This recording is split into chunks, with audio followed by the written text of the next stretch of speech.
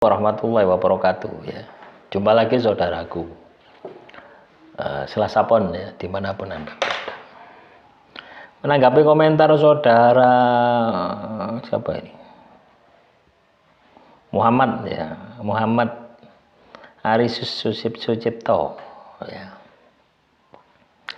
Alhamdulillah langsung ditanggapi, matur suwun Bapak ya. Kalau tanya itu saya tanggapi teman-teman ya, kadang yo nggak tak tanggapi itu karena waktunya ndak ada gitu loh ya, harap dimaklumi gitu loh ya.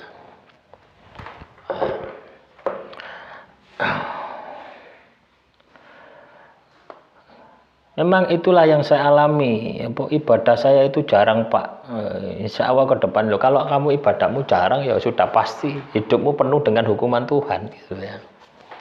Jadi teman-teman Selasa Pon, siapapun ya, apapun agamamu ya, ketika ibadahmu jarang, ibadah itu kontrak mati kita dengan Tuhan kok. Ya, ibadah itu kontrak mati kita dengan Tuhan. Ketika Anda tidak ibadah, mesti uripmu masalah. Lah ini yang harus Anda pahami ya, ini yang Anda harus sikapi di dalam kehidupan Anda. Nah, tanpa Anda bisa menyikapi ini, hidupmu pasti masalah gitu. Ya. Terus juga saya putar video ini ada mungkin 10 kali ya untuk mencernanya. Ada benarnya, ada juga tergantung daripada sudut pandang mana, melalui sudut pandang mana. Loh, masalah sudut pandang teman-teman ya. Benahi dulu ya, benahi dulu dasarmu untuk melihat sudut pandang itu. Kalau ibadahmu gak tahu kok gitu loh. Dari mana sudut pandangmu itu bisa benar gitu loh. Ya, ibadahmu ya bolong-bolong ya, terus Anda melihat sesuatu pasti penceng. Kenapa? Anda tidak dipager sama Tuhan, tapi ketika Anda ibadahmu kenceng itu dipager ya, sehingga pandanganmu, misalkan pandangan pikiranmu ini mencelek, batinmu ini meluruskan. Kenapa? Dipager. Lah inilah yang saya maksud dengan eling dan waspada. Jadi kuncinya di situ. Tirakat apa yang harus dilakukan oleh Selasa Pon? Ya, tirakat itu banyak ya. Ibadah dulu prioritas ya. Jangan ngomong tirakat kalau ibadahmu belum Anda lakukan. Ya, kalau Anda muslim, ibadahmu sholat 5 waktu itu di istiqomahkan dulu, ditetapkan dulu ya. Isya, subuh, lohor, asar, maghrib itu harus on time, harus tepat pada waktunya. Itu yang harus Anda lakukan ya. Baru ditambah ya, ibadah ini hak Tuhan atas diri kita. Kontrak mati kita pada Tuhan itu adalah ibadah ya. Ketika Anda tidak menjalankan ibadah, maka hidupmu penuh dengan masalah. Masalahnya apa? Hukuman Tuhan ya. Nah, masalahmu itu tidak akan pernah selesai ketika tidak mau tobati. Terus Anda akan bilang seperti ini ketika sudut pandangmu salah ya, karena basicnya sudah salah. Lah itu orang itu penjahat itu, penjudi itu, pemabuk itu kok hidupnya enak gitu. Nah, kan pasti seperti itu.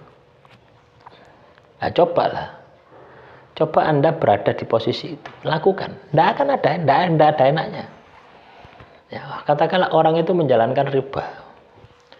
Ya, bisa beli mobil 10, 20, 30. Bisa beli rumah, bisa tambah istri sampai 5, 10. Itu tidak ada ketenangan batin, tidak ada ketenangan jiwa. Ono masalah. Ya, kelihatan kita yang kita lihat yang enak-enak saja. Ya. Nah, jadi seperti itu. Makanya benahi dulu ibadahmu ya. Ketika ibadah ini sudah kencang ya, baru ditirakati. Tirakat ini adalah bentuk tambahan ya. Tirakat ini sebenarnya supaya Tuhan itu mengabulkan hajat kita. Tirakat itu kepentingan kita. Tirakat itu kebutuhan kita. Ya, misalkan Anda pingin punya mobil, baca sholawat 1000 kali, itu tirakat. Ya, tidak harus sholawat saja ya. Baca wirid-wirid yang lainnya juga tirakat. Anda katakanlah tirakat membaca Al-Quran misalkan. Setiap hari 1 juz, itu juga tirakat. Ya, jadi macam-macam tirakat itu banyak sekali. Anda puasa Senin Kamis supaya dapat jodoh yang cantik, rezeki lancar. Itu juga tirakat. Anda puasa Nabi Daud supaya sembuh dari sihir telur santet, itu juga tirakat. Ya, tirakat itu adalah sebuah tambahan.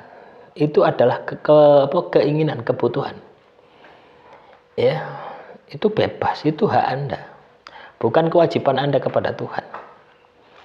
Ya, tapi ketika Anda bisa mengerjakan itu, Tuhan akan mempercepat apa yang menjadi hajat Anda. Jadi rumusnya di situ. Ya, paham ya dari apa yang saya sampaikan ini.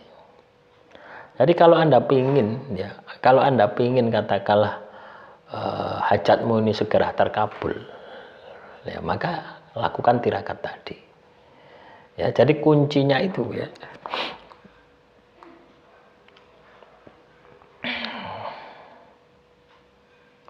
Kuncinya itu adalah ibadahnya dulu. Ya. Ibadahnya dulu, baru tirakat. Ya, atau dua-duanya Anda kerjakan tidak masalah. Ya. Kadang kita itu kalau ibadah itu tidak diiming-imingi ya.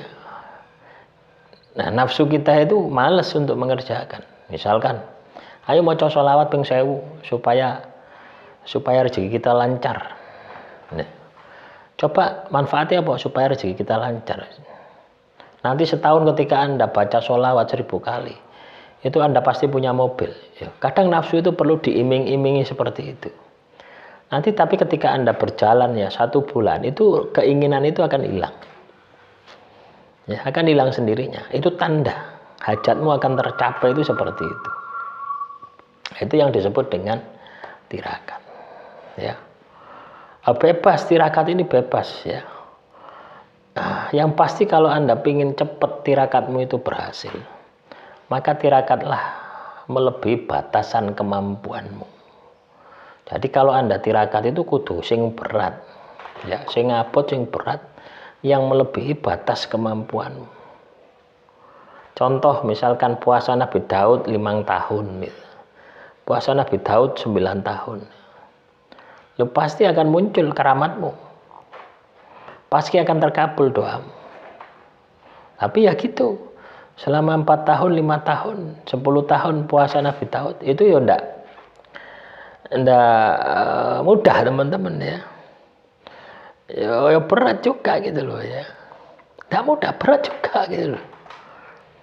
Ya, karena pada dasarnya ketika kita tirakat, itu yang kita kendalikan, itu adalah nafsu kita sendiri.